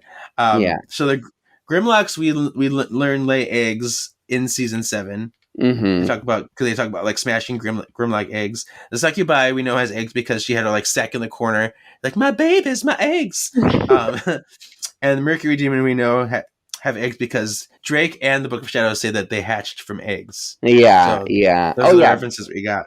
Yeah. True. So, but yeah, you got it. Can we do one more? So anyway, That's all I got. That's all I okay. got. Yeah. So guess who scored 100% on your Grimoire test? That's you, baby. Yeah. We did it. And then the final thing I have then is tips for future white lighters. I was out being a force of good in the universe. So what's the moral of this story, this book? Is this only to white lighters? You said. No, that's just the way I call it. But it's pretty much advice you could learn, just more we could learn from the story. When killing a demon doesn't work, find a way to subdue the demon so you can think about what to do next. Because the harder you work, the more the demons multiply. I feel like that's the takeaway from this. And make sure no off-duty cop wakes them up. Yeah. I feel like I just added something to the Book of Shadows, like instructions on how to kill a demon There you that's go. like not going away. Yeah. Yeah. My tip this week is never touch an ancient artifact with your bare hands. Oh my god. First of all, it's rude. Yeah. Touching someone's Second- egg without their consent? Right, that's rude. Yeah. I mean, it's like this is like priceless heirloom and stuff. Yeah. And then, if it's in a museum, it could put you in a lot of like debt or legal trouble. So there's that. Yeah, and like student loans are one thing, and then imagine you have to pay on an egg debt. Yeah. And then I Yeah. suppose you could always end up paralyzed and be the host for evil. But Yeah. there you go. Like, Yeah. so don't do that. Also, like, learn basic Greek. Like, learn when something is about to possess you. Like, learn what that is in Greek because, yeah. Well, awesome. We did Yeah. it. So Yeah. thank you for joining me on this adventure. I know it's probably longer than we anticipated, but My bad. I'm sorry. but thank you. I'm glad. Where can people find you and follow you on the social medias and stuff? Well, they can find me. I'm mostly active on Instagram and TikTok, and my username is Bob. Do you remember how to say my second name? Mui Guy. Yeah, so at Bob Muigai, Muigai. That's where you can find me. All right. Yeah. And great job with your learning, I guess you can call it Kiswahili. So anyway, we speak Kiswahili here, but yes. I mean, the name is like more from my community, not like the national language, but yeah, you learned something new today. Yeah. In when I was in choir back in the day, we sang a song in Swahili. Was it, wait, was it Malaika? Viombe vyote vya Mungu wetu na mfalme wetu. Yeah. Kazeni sauti ile na wimbe. Something like that, Yeah, that sounds like it's a very Christian. It sounds, I mean, Yeah. I haven't heard it, but then just translating it, it sounds like a Christian song. Yeah. Yeah. All creatures of our God and King. Oh, Sifuni Mungu. Oh, yeah, Sifuni Mungu. Yeah. Oh, Sifuni Mungu. Imbe. Yeah. Sifuni Mungu. Okay. I love the shoulder action. Oh, there you go. Yeah. It was fun. So, yeah, cool. You can find this podcast at Words of the Witches, pretty much everywhere. Words of Witches if you're on Twitter. And follow my other podcasts, Hanging with the Halliwells and Solving for X. Everybody, spell the word as...